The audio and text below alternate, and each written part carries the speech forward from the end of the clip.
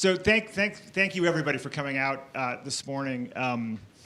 This is the first time we've ever done one of these conversations between our great curators of the Next Big Idea Club and the authors in this kind of intimate breakfast setting. And I'm so glad that we did. I think this is a great kind of environment for this. I'd like to start by thanking everybody who is not a Next Big Idea Club member for buying the rest of us breakfast. It was very thoughtful. It was if you weren't a Next Big Idea Club member, I think it was $30, which ended up being exact. There were like 12 of you, and it was exactly the right amount to pay for breakfast out there. So, thank you guys for that. And we want to thank everybody who is a member of the Next Big Idea Club community for supporting this. The mission we have to have meaningful conversations in a moment in history where sometimes. We all feel rather distracted, and there are a lot of conversations that feel less meaningful, and we hope to have more meaningful conversations here. One of the reasons that we started the Next Big Idea Club with Susan Cain and Adam Grant and Malcolm Gladwell and Dan Pink is that we feel like this is a moment in history where there's a beautiful thing happening at the intersection of science and understanding how to be better at our lives and better at work.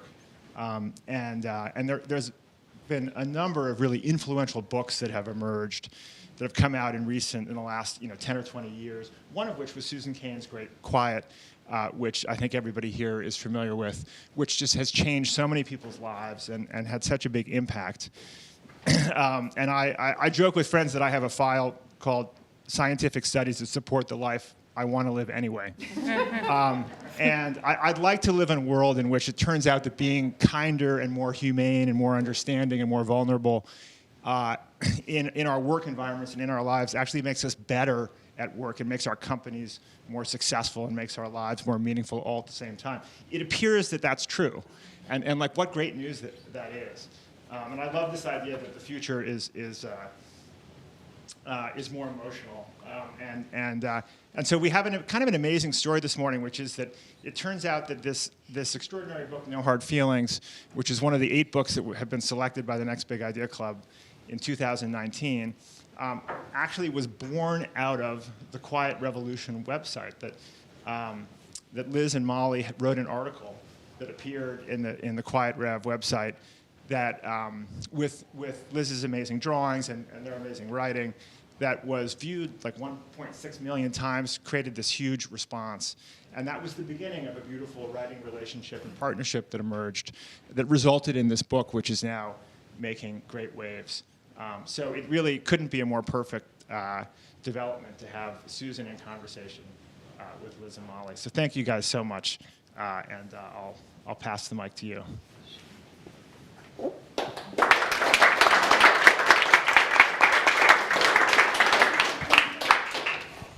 Thank you so much for that introduction, Rufus. And it's so great to see all of you. And those of you who are Next Big Idea Club members, it's great to be with you all in person.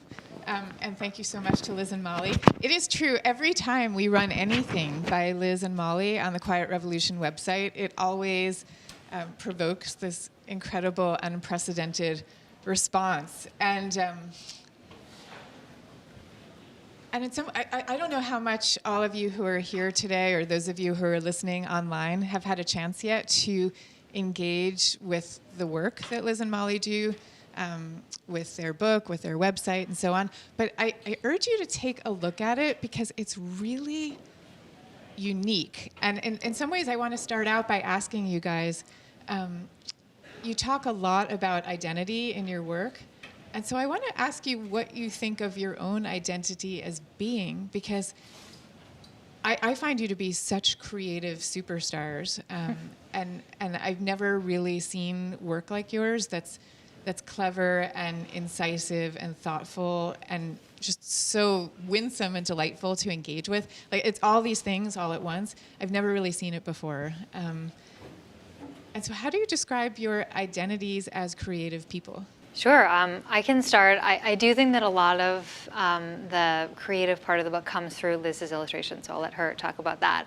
Although I have to say my favorite part of the creative process Spoken with the modesty of an introvert. is getting to collaborate and seeing words turn into illustrations. Like we would write in Google Docs, and then at some point in the process, Liz would do the illustration draft, and I would always get so excited to see the illustrations because I think that they visualize things that are hard to verbalize a lot of times. So she can talk about that. For myself, I have always, when I was in high school, I wanted to be an architect. I've always been really drawn to design and visual things. It turned out I was more interested in the people inside buildings than the buildings themselves, and so I'm really fascinated by sociology and how groups connect, and that shows up in the book. I think the creative part of me deeply is a writer. I write to understand the world. If I really want to understand something, I write about it, even if it's just for myself. So that's sort of how it comes across for me. And do you draw to understand the world? I take these crazy notes and I text them to myself, and they're kind of nonsensical, and they're a mix of just pithy phrases that someone has said or that I've read that I really love and want to remember, and just comic ideas. So if you look at my phone, there's this long text thread that's mood pyramid, some beautiful quote, ice cream flavors. It's just really strange. I kind of have maybe the opposite in the creative journey. I, growing up, wanted to be a doctor, and then I studied math and economics and just never saw myself as artistic. And my parents are both academics and kind of drilled into me that to be an artist is a wonderful way to be poor and homeless. That too. Yeah. So I think it was just not ever on my radar. But then I started at one of my first jobs putting my feelings into charts, because charts was the entry point to creativity and to drawing that I could access. And then I think that marriage of visual and then also understanding the quantitative side of something, I just don't think there's enough of that in the world. I really deeply believe that there's so much fascinating stuff going on in economics, which is traditionally thought of as stodgy and boring. And if you just package it differently and infuse it with some with creativity, with illustrations, that suddenly it comes to life. And also. humor, that it comes to life in a totally different way and can become accessible and engaging to a much broader audience than it normally is. I think the standard textbook is just an abomination of design. And so that was really, when we talked about the book, a big part of it on both of our ends was we want to take down this idea that emotion doesn't belong in the workplace, that emotions are scary, or that there's something that you need to beat into submission. And so a huge element of that was that the book should feel warm and engaging and fun, and it should make you laugh, so that you treat it with the same affection that you hopefully now treat your emotions with. Yeah. Wow, I love that. And how did you come to be so passionate about the idea of emotions in the workplace in the first place? Had you had experiences with jobs where if anyone expressed an emotion that was deeply frowned upon, or was it some other pathway? When I was in my early 20s, I was working at a job at a startup, and it was very stressful, and I went to work one day, and this area above my right eye went completely numb.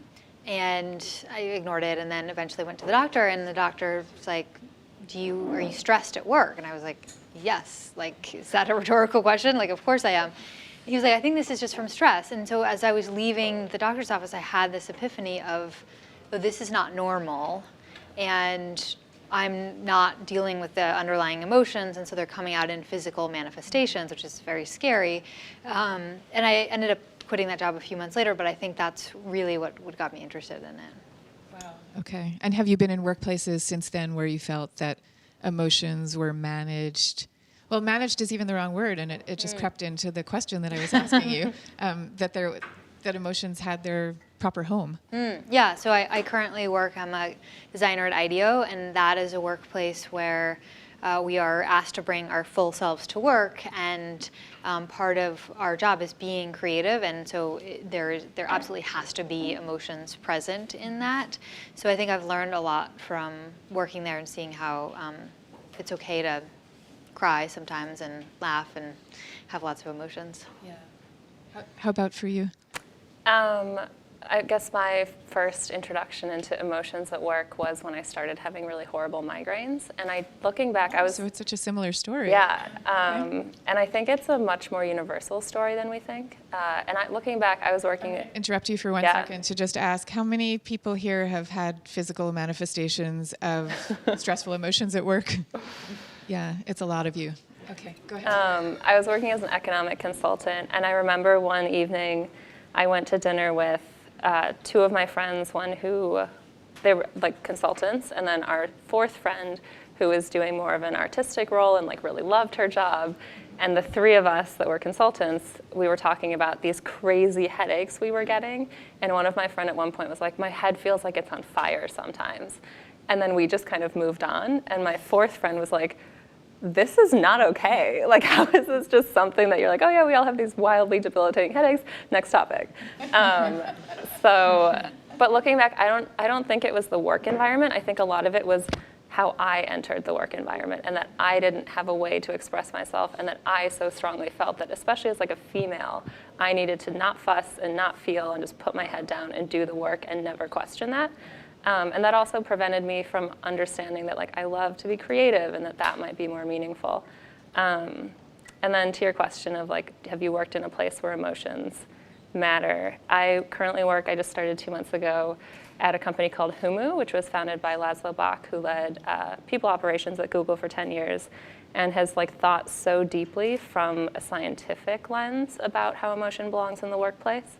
And even having read his book, having read through the same research that he's read through, he's done things, and I'm like, I know what you're doing. Like, I know what paper this is based off, and it feels so good. So like when I started, he sat down, there was another new person, and he was like, the interview process was the interview. This is not a tryout anymore. Like, you are part of the family. You don't have to be afraid. If you don't know everything at the end of the week, we don't expect you to. Onboarding is really stressful. You're gonna have days when you feel overwhelmed.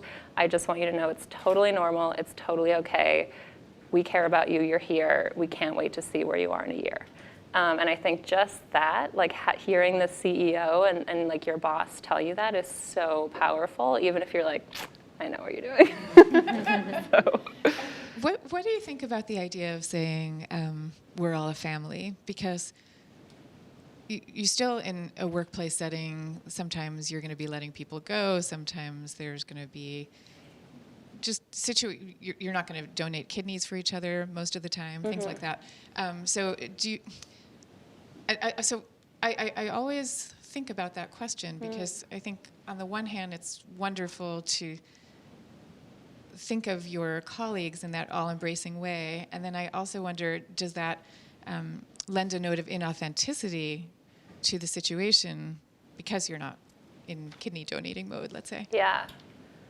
I think it's often a word used in startups, and definitely correct me if that's wrong. And so I've had that word used to describe multiple different office places, and I think it becomes loaded when it's presented as an expectation as opposed to a norm.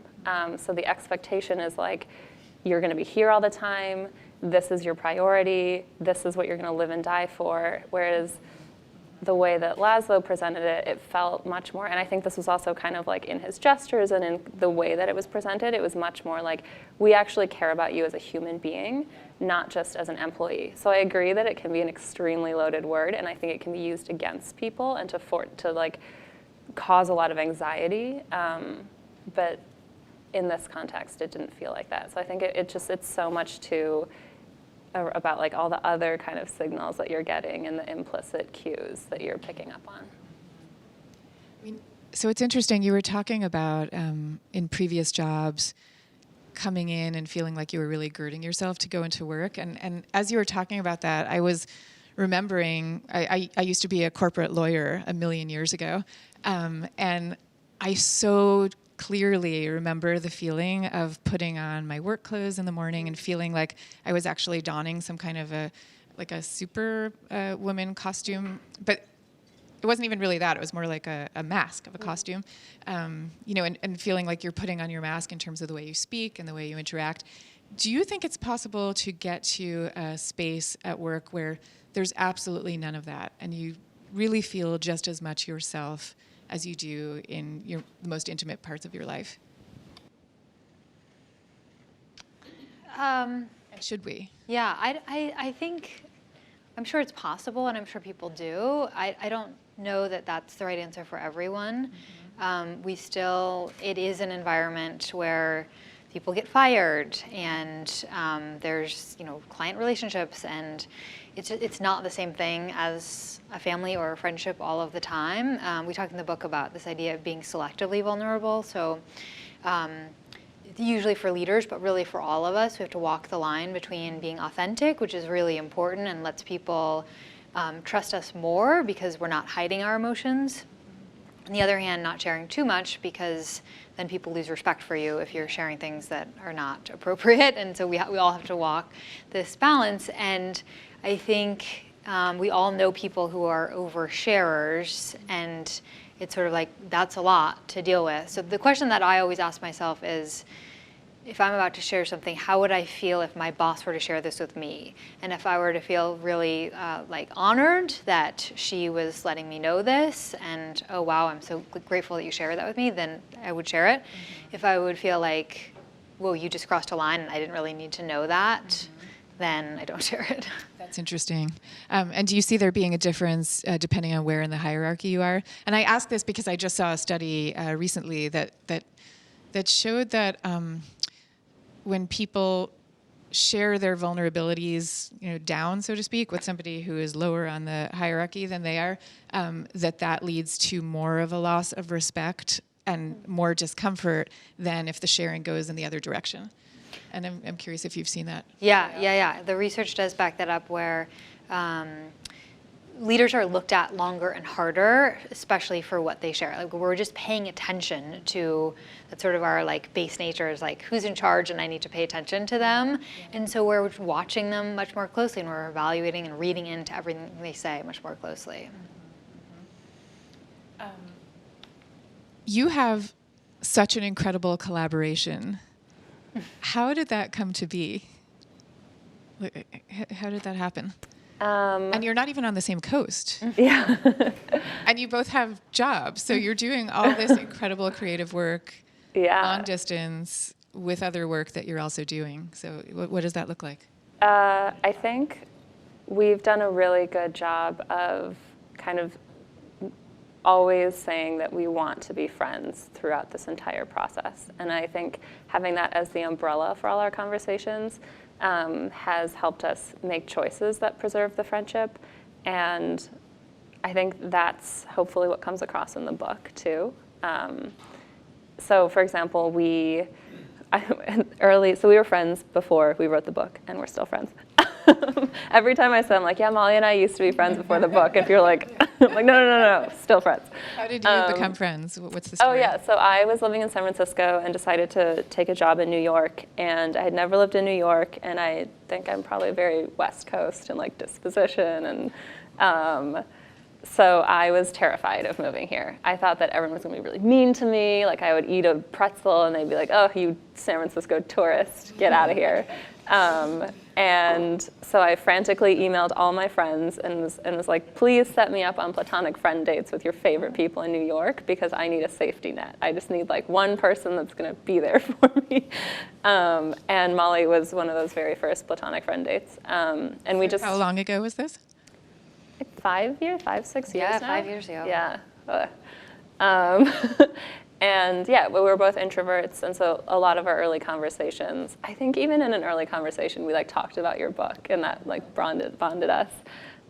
We also both have very rigid sleep routines because we're not good sleepers. So we have our favorite white noise machine and our favorite sleep mask and our favorite brand of earplugs. So I think we were both neurotic and creative in similar ways. And then, yeah, I think one of the things that was interesting as we started writing this book, and at that point I had moved back to San Francisco, we were on opposite coasts, we spent so much time on the phone or in emails or in video chats together. And after 3 months, we both mutually realized that we had absolutely no idea what was actually going on in the other person's life. Because suddenly it just felt like we were in each other's lives so much, and yet only in this professional context. And so then it was like preserve the friendship, and then it was, we decided at the beginning of each call we would spend 15 to 20 minutes, so we were talking every weekend, only talking about our personal lives. So it was like, what did you do this week? How's like your relationship? How's your apartment move? And it was a good reminder that you just like need to create space for those interactions because they smooth everything else out. And then we also tried, Mollie once called me, and I love this and I highly recommend people do this. And she said, this isn't an issue yet, and I'm not upset with you, but there's this thing that I could see happening, and I just want us to talk through it and make sure that we're on the same page and like voice my feelings before you've even done anything. And I thought that was just like it was a really great way of her kind of setting her boundaries and talking through what she wanted to talk through in a very like non-confrontational, not like victim perpetrator type way, and also not letting it get to a point where we just like hated each other. Yeah, that sounds actually so wise. Like your emotional alarm bells were probably not going off with that kind of an introduction, the way they might have been with a more confrontive type of voicing the issue. Yeah, and that's something I do with my husband, and this is where I think like so often we forget in the workplace that we're humans, and so we're just like, well, how would I deal with this at work? And it's like, no, I'm a human rather than like just somebody at work. And we all know, or we've learned how to deal with a lot of these issues in our personal lives. And so this is something that my husband and I do where we're like, this is not a big deal yet, but I could imagine that if you keep doing this for the next year, it will be a big deal. So I'm telling you now before I'm upset about it. And we have just done that so often that our emotional response is like very low. It's like, oh yeah, like I didn't even know that was bothering you. Like I'll stop doing that or whatever. And so I think that translates to the workplace where, how could you try to bring these issues up before they have caused a huge conflict in your team? But wait, okay. Coming back to the collaboration, how did you figure out that you were going to work together in this way? Like, how did you even come up with this style, this shared style that you seem to have? Like, was that something that you developed over time? Did it just emerge spontaneously? Like, how did this happen? So I was writing some articles. I was in grad school when we met, and Liz was doing illustrations on like Twitter and Instagram, and I really loved her illustrations. And I was like, oh, would you illustrate an article for me? And I think we had published, I don't know, like maybe a dozen or something before Quiet Rev. So we were just like, this is really fun. The collaboration is fun. Let's pitch these articles to random places. And then, that article did so well. And we were like, maybe we should think about writing a book. There's already an amazing book written about introversion. We're not going to write a better book than that. So like, what's sort of a broader topic? That was a real conversation. Yeah. We were like, just like, no, not even bother. And then the broader sort of topic that we were both interested in was emotions at work. Okay. On emotions at work, you talk about the importance of caring less at work. Mm-hmm. What does that mean? Yeah, so we still think it's great to have a job you love, and you should be passionate about your work. It just becomes really dangerous when work is the only thing that you value in your life. And I think too often now, because we are accessible 24/7, we feel accountable 24/7, the lines between our personal and professional lives are like non-existent or like porous at best. And so it's the chapter on health in our book, and it's really just about encouraging people to take the breaks you need to get some emotional distance from your job, because if you don't have that and your boss gives you critical feedback that under normal circumstances you might see as an opportunity to learn and grow and improve, if you have nothing else, if this is like everything to you and you've wrapped your entire sense of self-worth and identity in your work, suddenly that feels like a complete teardown of who you are. So it's actually, and there's a lot of research that backs this up, if you take vacations, if you nurture your personal life, if you just have techniques to let yourself not get so anxious, not get so nervous, you actually are a more successful employee and you're more likely to get promoted. I had an interesting conversation with my friend recently, which was, we were talking about how we had both, and I think many people had operated early on in our careers under this assumption that like, when I get that promotion, I'll be happy, or like when I get that bonus, everything will be great.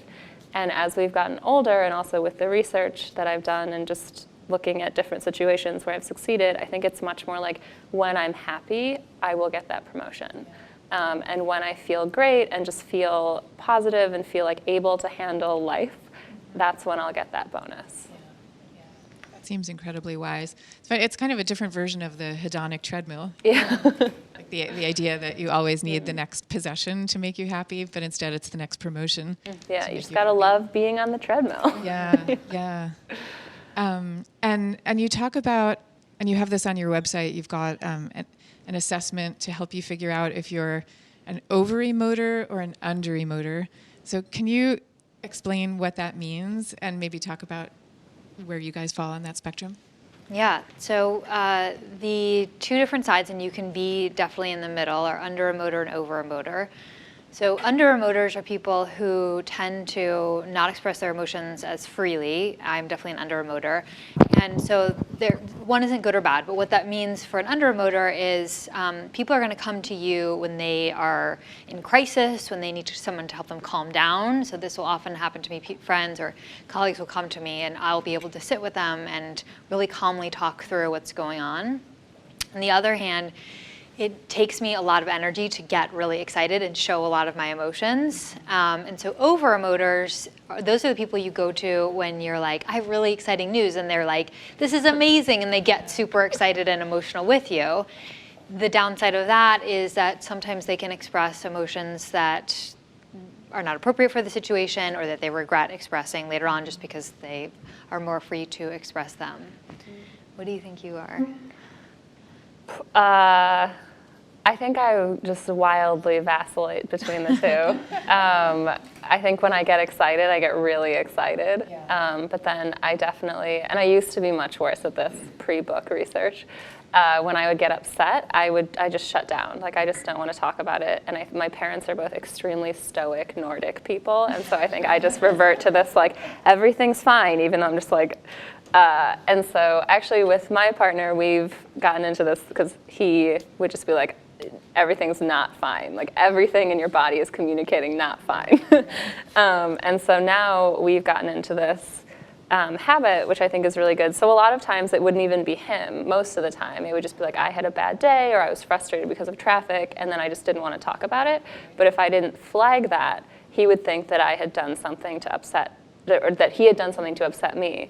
So now we have this, we've made a pact to each other that if we're frustrated, say like I'm grumpy about something, I walk in the door and I just go, I'm grumpy, it's not you, I need like 15 minutes by myself, and then I'll come down, and I don't want it to affect you. And even just saying the word, like, I don't want it to affect you, I really, really believe that and want that. And it's both a flag for him of like, okay, I'll give you the space, it's not me, and it's a flag for me of like, I don't want this to ruin the rest of our evening. And so I think in the workplace, that can also be really valuable. Like in the book, we say, just learn to talk about your emotions without getting emotional. And so you can just walk in the office and say, I didn't sleep well last night. I just need a moment to get a cup of coffee. It has nothing to do with you, especially if you're a manager. Like, your reports just look to you so much, and the cues that you send off deeply affect how they feel. It's being very empathetic, really, at its base. And so, to what extent do you recommend to people, once they identify which way they lean, to correct a little bit for that? And I'll tell you where this question is coming from, which is, I work so much with introverts, and I hear so often from people who are working with an introverted colleague or boss or what have you, they'll say, oh, this person, we just had this big win, let's say, in our team, and this person seemed not even to care that much. Like, they didn't get that excited about it. And then you talk to the person in question, and they actually really do care deeply, and they were excited, but they express it in this much more internal way. And I think that once you've identified as somebody who does that it's great to simultaneously accept yourself, but also for the sake of the people around you, give yourself a push to act in a more, let's say, outwardly excited way for their sakes. So how do you advise people to strike that balance between honoring who they are and stretching for the sakes of their colleagues? Yeah, so I have had to think about this personally at work because, as I said, I'm an under-emoter, and some of the feedback that I got was that I wasn't coming across as warm, especially during first meetings with clients.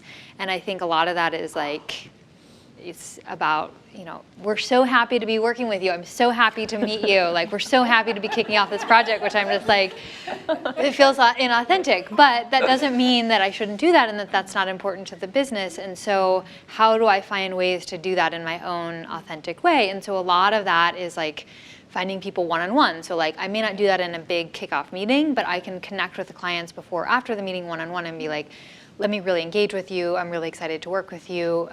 Asking questions is a really good way for me to do that. Yeah.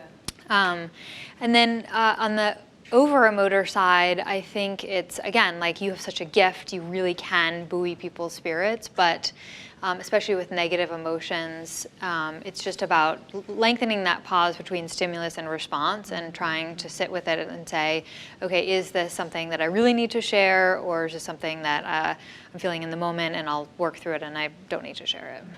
Adam Grant he said that most successful leaders usually operate as ambiverts, which I think ties into this, which is that they're able to understand their tendencies and then play those up or down depending on the situation. So if you're a very introverted leader, or if you're an under-emoter, understanding that sometimes you have to kind of step out of your comfort zone. And it's not inauthentic, it's more just like verbalizing what you're feeling so that other people can see that too.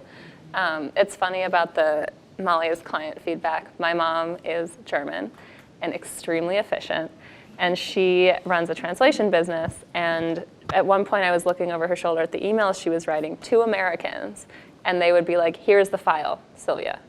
And I was like, you got it, these are American clients. You have to be like, hope you're well, here's the file, let me know if you have any questions, have a great weekend. And she was like, why? Like she was like, it's a waste of time. And I was like, no, these are like the emotional norms. You gotta be great, you gotta be amazing. And so she started doing that, and then she actually called me a few weeks ago. She's like, I asked someone how their weekend was, and they told me a lovely story about their family. And I was just like, yeah.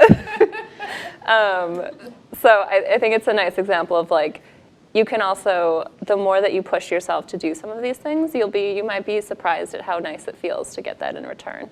Right. Yeah. Okay, and I'm going to ask about one of your other categories that you have, which is you can be a thinker, an in-the-moment feeler, or a calculating feeler. So what does that mean? So this one is about how you are like processing your feelings.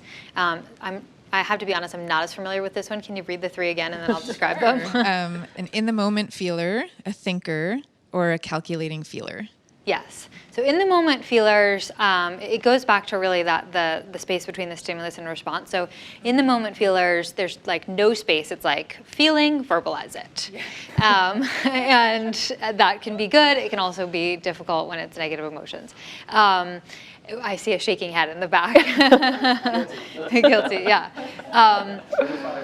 Yes, so then thinkers are like, that space is really long. So they're gonna have an emotion, they're gonna process it for a long time. Why am I feeling this? What could have been causing this? And then the third one is calculating feeler, which is like somewhere in between. Yeah, so again, I think just self-knowledge is really important to understand how you can sort of get yourself into trouble in the workplace if you have too short of a response or too long of a response, which is probably where I am at, which is like, I'm gonna think about it forever and sort of not validate some of those things and then never share them with other people. Right. Okay, wait, I wanna ask you about something that Rufus touched on at the very beginning, which is the idea that we hope the research is correct, that the humanization of the workplace is actually a good thing, good for the bottom line too. I think it's true. I'd love to hear your thoughts about it.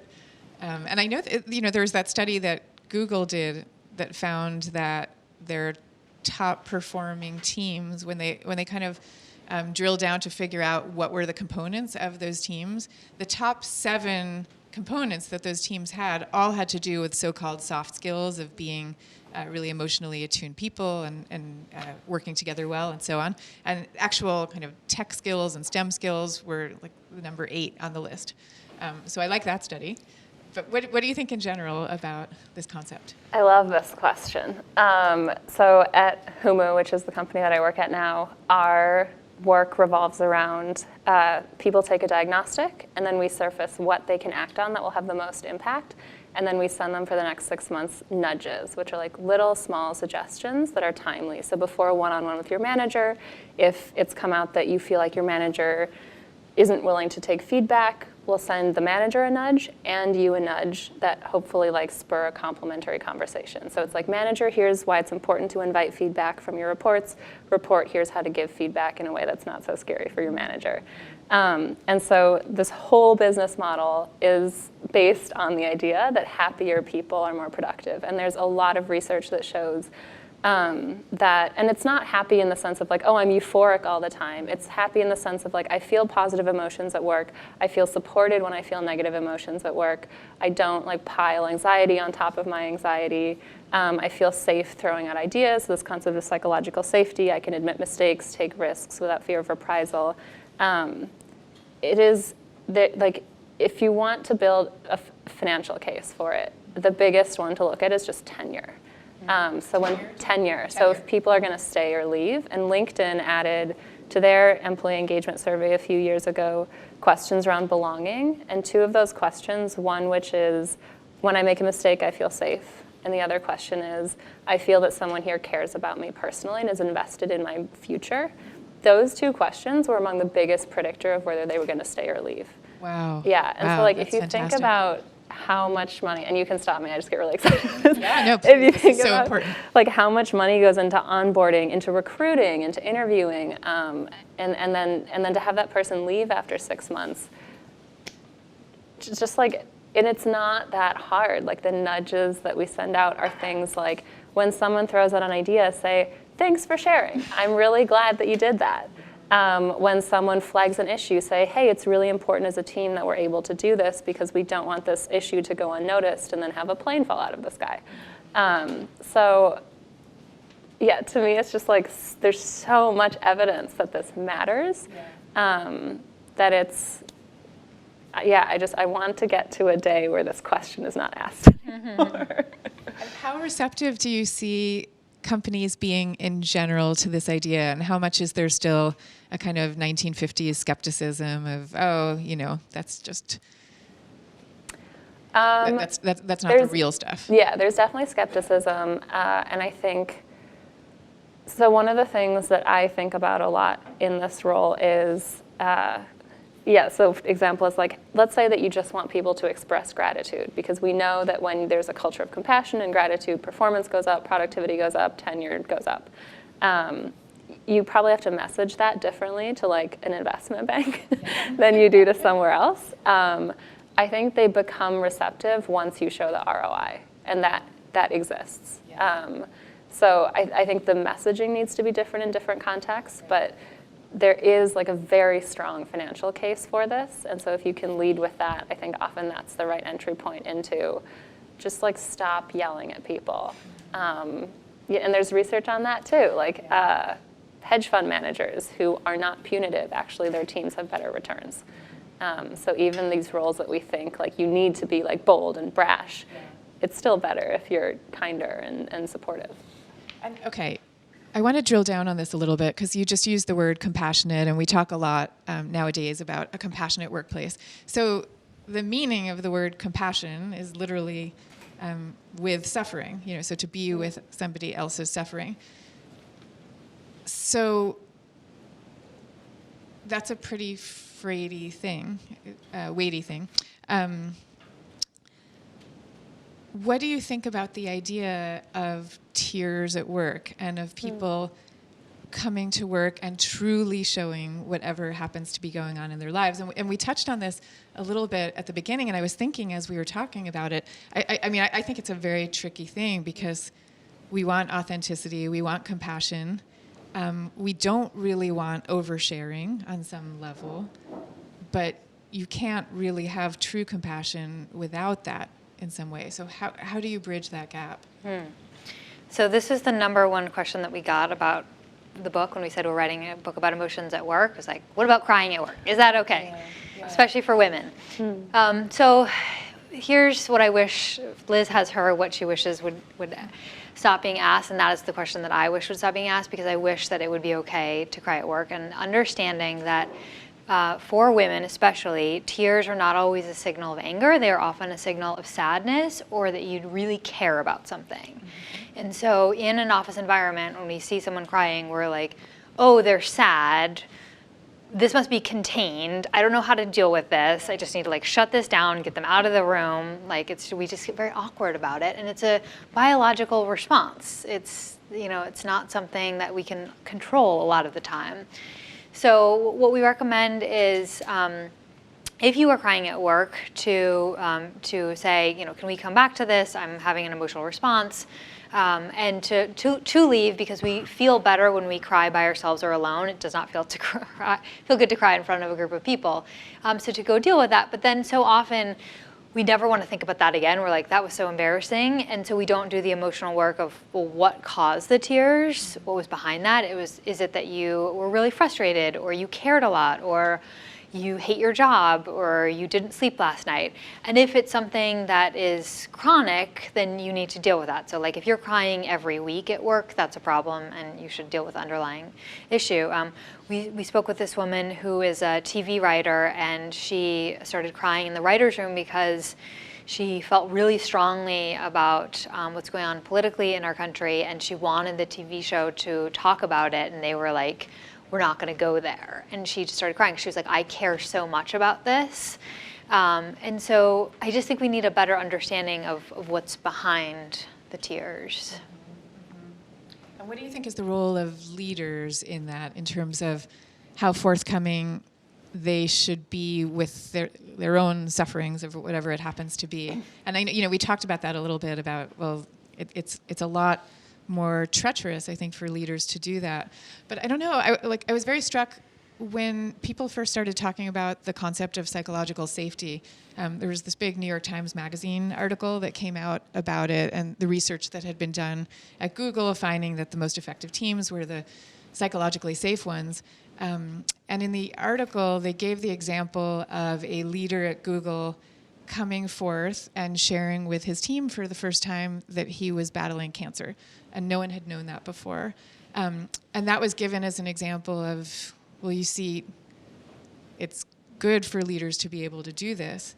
And I thought to myself when I read that, that is true, but we're only part of the way there, because something like your battle with cancer is still sort of socially acceptable to talk about as a grief, I think, because it's externally visited upon you. But if you're going through a grief that is more difficult to talk about, maybe because of some sort of personal issue in your life, that's still not okay. And there still, I think, is not psychological safety around that. And so I don't really know what my question is, other than like, how do we get there, and should we get there? Yeah, so I think that there are ways to bring negative emotions into the workplace that are still productive and structured. And so I also think there is, if something is affecting your performance, if you're not sleeping, like, it is important to your team or your manager or your reports to be aware of that, so that they perceive your work a little differently. So sometimes, I think often we reward outstanding work, and I think that one thing that could be done more is just to, like, if you know that someone on your team is going through a lot personally, just reward showing up. And there are times when it's like, as a manager, I would want to sit there and be like, hey, I know that you have a lot going on. I'm just really happy that you're here. You're finding projects that you can work on, that you can still get done. You're like putting forth an effort. I really appreciate that. I think recognizing that is super important. And again, in the book, we give this advice that I think is applicable to all these situations, which is flag it for people and go into as little detail as you feel comfortable. Like, you can just say, I'm going through a lot personally right now. Just want to let you know that it's something that might affect my work, but I'm still like committed to this job, I blah, blah. And I think that like a leader too can say that. Otherwise, people are gonna start to like make assumptions about your work. So I think keeping in mind that it's possible to have these conversations in a not oversharey way. Yeah. And then also for people who are on the receiving end of that, to kind of adjust a little bit, especially if that person has been a really competent employee or a great performer, to just kind of give them some space and time, because if you do that, they'll be even more loyal to the organization. And then when they come back and they're on their A game, like you've got someone for life. Yeah, I love that. And there's a theme that I notice keeps coming out of many of your comments, which is that whatever you're feeling is going to communicate itself to the people around you, regardless of whether you intend it to or not. And so you might as well, A, know what that feeling is, and B, be forthright about it. Mm-hmm. And you don't have to divulge your whole life, but you can still communicate it. Okay, I think we are now at the time where we're going to open this up to all of your questions and comments. We've been talking about so many emotional topics, so you might have all kinds of questions about it. I teach emotional intelligence as part of a course that I run on collaboration and innovation. And in the literature, I've read that feelings are your internal facts. And so when I got to the part in your book where you said feelings aren't facts, I was a little confused. I think what you mean is that your perceptions of how other people are feeling might not be true because you're layering it with assumptions. But I think that everything you've been saying so far really speaks to, if I'm sad, if I'm going through death or divorce or cancer, that's my truth. And then how to process that. So I just would love for you to clarify feelings aren't facts, if you would. Yeah, so that I believe is in the communication chapter, and you're exactly right. It is your interpretation of someone else's feelings are not facts. So often we read into how people feel, especially in digital communication where there's a lack of context, where we're like, I'm going to read this email and assume that my boss is mad at me without having any facts about that. Yeah. And I'll share an anecdote that I think highlights that, which is a few years ago, at a company I was working at, we hired a new employee, and I noticed that he was male. Every time I asked him a question, when he responded, he would start speaking very slowly and over-enunciate each word. And I was enraged. Like, I was so mad at him. And that was like, that feeling was a fact. I was, for a fact, irritated, more than that. And then a few weeks later, the team went out for dinner, and he and I were having a pretty good conversation. And just without malice, I brought up, and I was like, hey, do you notice that when I ask you something, you really slow down? And he said, oh yeah, I'm working on it. I'm just really nervous around you, and so I'm just making sure to pick every word really carefully. And so while the fact was that I was frustrated with him, the assumption that that feeling was based on was not a fact. It was actually like a complete misperception of the situation. And then having a discussion about that, he and I became like really close friends. So, yeah. That's a great story. So I noticed the theme of being emotions in the office, and I'm wondering if you could talk to the challenge about those of us. I manage a team of 12, and everyone is remote. And so assessing their emotions through Slack, through email and phone call, and not being face-to-face that often, how that impacts and addressing that. Yeah, I think the stuff that we heard and the research points to is to try to do at least video conference as much as possible. You may already be doing that. We pick up on a lot of emotional cues through that. So defaulting to video conference is the biggest thing. Liz also worked remotely, so I'll let you give a couple tips too. Yeah, so you said your team is 12? Yeah, so I think that's actually a really nice size for remote, because it's still, so one thing that's great is if you can find core hours when everyone will be available, and then have like a daily check-in during that time. Another thing is, yeah, to Mollie's point, like use video conference. But if the video conference is like buffering or getting jittery, just go to phone. Don't be so married to video conference.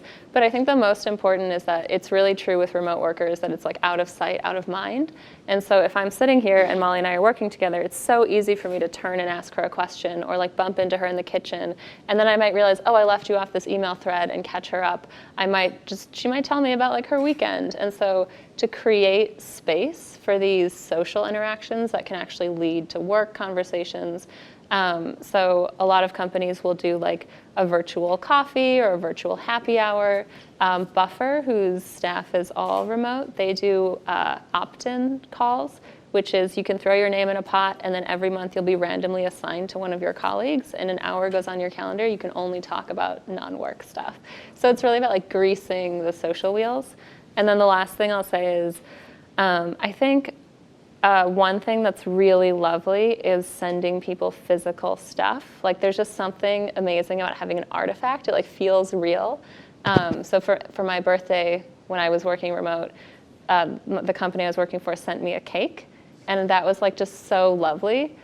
The card on the cake was lost in the mail, so I actually thought for like 6 hours before I realized who sent it to me that someone was trying to kill me with a cake. So just like, you can maybe send an email. It's like, hey, we sent you a cake. Just want to make sure it arrived. Because I was like texting all my friends and no one took responsibility for it. But I think there's something magical about even just like a T-shirt or a sticker or something that like really connects you with the remote people. I want to ask about alcohol. You know, when you travel around the world, a lot of work cultures, this is the number one way to lower people's barriers and talk about emotional things. It's very clear. I've struggled, you know, in startup culture in the US with times when I felt like I'm doing my best work connecting with people in the after hours drinks. It seems more and more dangerous to do that. So, you know, I'm curious what you've seen there, what your thoughts are about it, and if not, if that's off limits in a lot of cultures or for a lot of reasons, what are some other practices to get to that same 10:30 at night, 3-drink honesty? So one of the books that we cite in our book is this book called The Culture Map by Erin Meyer, which I really recommend reading. And she talks about there's 8 different scales or tensions of the most common issues that happen between team members who are from different cultures. So like being on time, not being on time, giving direct negative feedback, not giving direct negative feedback. And one of them is, how do you build trust? Is it through doing the work together or through socializing and getting to know each other as people? So there are countries, like in China, it is totally inappropriate to talk about work before you've had a meal with somebody. And in the US, we tend to build trust through doing the work more. We're a country of immigrants, and so it's just like, I don't really know how to trust you unless I like sit down and do the work with you. So that makes it, I think, harder for us to remember that, like, even though that is how we build trust, we're still humans, and still deeper trust will come through social interactions. And so we don't have a culture of making as much time for that. Like in Britain, you have the pub culture, and everyone just goes to the pub, and I would say that that's still totally fine. I mean, I don't think that even given recent events, like alcohol is uniformly bad, or shouldn't be used as a way to get to know your team members. But I do think it's like, how do we, as Americans especially, remember that we have to schedule in time for this, and it doesn't have to be after hours. It could be, I mean, so often workplaces, people don't eat lunch together. Like you just eat at your desk. So even without alcohol, I think that's like a really easy way to start. Yeah. Do you want to talk about make-believe at IDEO? Yeah, so I work at IDEO, and we have this thing every Thursday at lunch called Make Believe Time, which is where we do something that's craft related. It's like you're 8 years old again. So we've done like finger painting, where the paint has a smell to it, but it's not the thing that matches it. So like pink will be mint. And then you're supposed to like paint with your fingers what it smells like. I mean, really wacky stuff. We've done like blind contour drawing and creating a cocktail that was based, a mock cocktail that was based on your first kiss. And so it just really gets you out of your comfort zone and allows you to not focus on work. And you do hear stories like about people's first kisses that you would never hear in the workplace environment. Thank you. I'm going to speak slowly and precisely so I get this right. I listened to a podcast recently on future thinkers by Daniel Schmachtenberger, and he spoke about the current economic system, because it feels to me like this movement, which I fully subscribe to, comes against the current economic system, the measures of success. If we think about the world's most valuable companies, tech companies, law firms, finance companies, and I want to quote him here, it's a system that is not just attracting, but incenting and conditioning a kind of abstract psychopathy, where shutting off your empathy actually leads to success. Where does this movement come up against the fact, regrettably, that the world's most valuable companies are those environments, and the measure of success is financial? That's what feels like the systemic battle versus this. And I'd love to hear your thoughts on how we can turn the tide. How do you persuade Goldman Sachs not to be that kind of company? I think it comes back to this ROI argument that does exist. And so at Humu, some of the people that we're nudging are in call centers, and they have very strict performance metrics that I think we normally wouldn't think about as or associate with empathy. So it's like, how long are you on the call? How many calls are you getting through? What's your success rate? What do customers say? And yeah, like, what do customers say? You know, you have to be empathetic for that. And there's a lot of research too that shows that even in customer service facing roles, so I'm thinking of now like the gig economy or like a barista at Starbucks who are just again, people who we might normally think of have like these really strict, like you have to perform and you have to do this many things per hour, and there's no emotion involved in that. When the employee is happy, the customer is happier and the employee is able to perform better. So I think again, we're not asking for huge changes. Like, I don't need everyone to go on a 2-week retreat in Hawaii and like learn to center themselves or something. Like, sounds great. I would love to do that. I have nothing against that. But it's just small things. It's just thanking someone, asking if you can do anything for them. And I think that does show up in performance. So I guess my argument of, the most valuable companies in the world are ones where the culture is broken, I don't necessarily think that's true. I think there's a lot of tech companies that are very profitable that actually have good good cultures. And I would also say those companies could be more profitable if they focused a little on retaining their best employees and making their staff happier, and then ultimately that will make customers happy. I think it's also, I'm just gonna like lightly put my foot in this water, which is I think some of these companies with really bad cultures, they're very profitable now, but it remains to be seen where they are in 20 years. Yeah, so I'm actually curious about kind of what y'all's book writing process was like. I'm always fascinated learning just people's different styles of writing a book. Given that you both wrote it, curious about what that was like.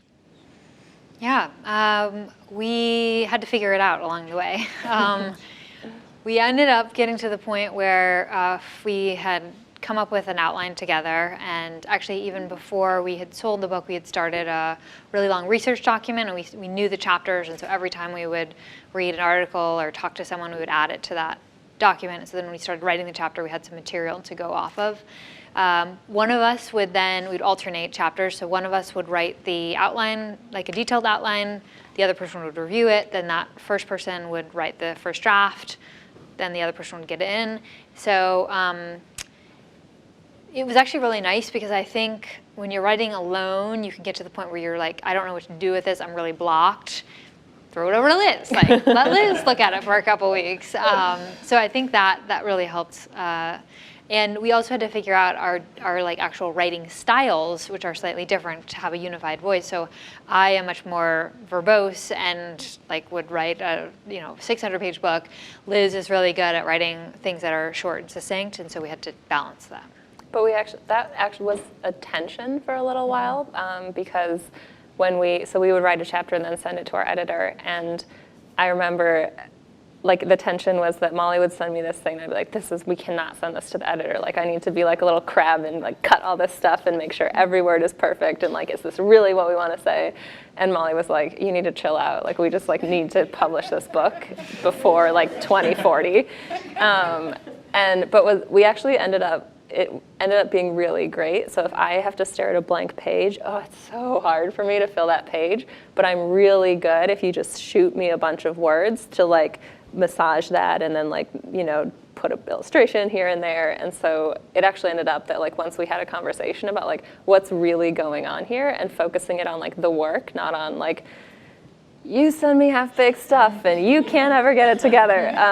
It was like very much about the content. And then we were able to find that like this is actually a hugely complementary skill set. Are you planning to do more work together, whether books or other projects?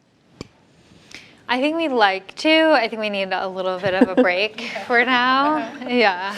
Yeah, I feel like anytime anyone asks us that, the answer is like, yes, but we're always just like deer in the headlights, like, oh no, not right now. Yeah. We have time for one more question. So in the beginning, Susan, I think you mentioned a stat around vulnerability, and there's a line between vulnerability and being too vulnerable. Can we unpack that a little bit more and talk about that? Just trying to understand more of that. Sure. So yeah, the line is between oversharing and sharing, and the research does show that if you're, and this is especially with leaders, so if a leader is authentic and shares some of what they're feeling, we do trust them more. So if you imagine a boss having to make an announcement about layoffs, and if that person doesn't show any emotion, we're going to be like, what, is this person not human? Like, this is a really difficult thing. On the other hand, if you have a leader who's like, I'm terrified, I have no idea what to do right now. Like, you're gonna be like, I have no trust or respect for you. I'm not gonna believe anything you say, or, let's get a new leader in here. And so, again, you have to, as a leader, find what's the right balance for you, your own authentic style. We talked to this guy, Jerry Colonna, who is a coach of many Silicon Valley startup CEOs, and he gave us this example of, if you're in the situation where you are like, really scared, as a lot of leaders are, that you feel like you don't know what to do, instead of just coming in and saying, I'm really scared, I don't know what to do, you can say something like, I am also feeling like this is a difficult time for this company, and I'm here and I'm with you and I'm feeling that as well. However, here's what I suggest that we do for the next 3 months to get through this time period. So it's pairing, let me be vulnerable and authentic, with providing a path forward. I'm just going to wrap up with huge thanks to all of you for coming out, and to Liz and Mollie for being in the same place and for being in this place with us. It was really fantastic to hear you in person after having read your work and just kind of been amazed by it for some years now. It's just great to be able to talk to you. So thank you all. Thank you so much.